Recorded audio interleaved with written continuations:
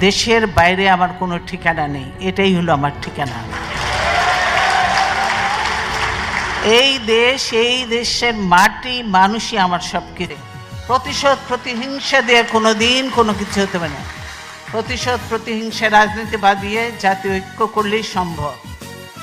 এখানে একটু আওয়ামী লীগ আর বিএনপির মধ্যে পার্থক্য। বিএনপি সবসময় জাতীয় ঐক্য, প্রতিশোধ প্রতিহিংসার ঊর্ধ্বে সকল নিয়ে কাজ করতে চায়। এই হাসিনা আজকে দেশের এই অবস্থার জন্য সম্পূর্ণভাবে হাসিনা দায়ী।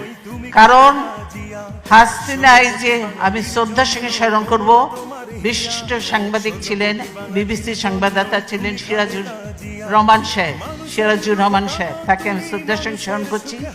আমি খুব ভালো মানুষ ছিলেন, মুক্তিযোদ্ধা ছিলেন সিরাজুর রহমান সাহেব। তিনিই তার ইন্টারভিউ নিচ্ছিলেন এবং বলেছিলেন, আমি বাংলাদেশে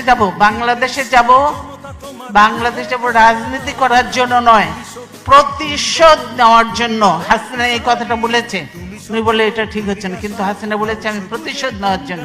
তাই আজকে প্রতিশোধ নিয়ে বাংলাদেশকে একদম খোকলা বানিয়ে দিয়ে, বাংলাদেশকে একদম ধ্বংস করে দিয়ে, সমস্ত প্রতিষ্ঠান ধ্বংস করে দিয়ে বাংলাদেশকে তলাবিহীন ঝুড়ি বানিয়েছিল।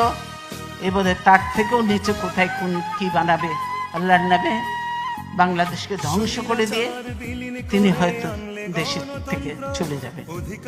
দেশের বাইরে আমার কোনো ঠিকানা নেই, এটাই হলো আমার ঠিকানা।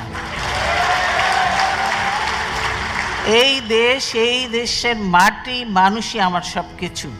কাজে আমি দেশের বাইরে যাব না। দেশের এত সমস্যা, এই কোনো সমস্যা নিয়ে আলোচনা হয়।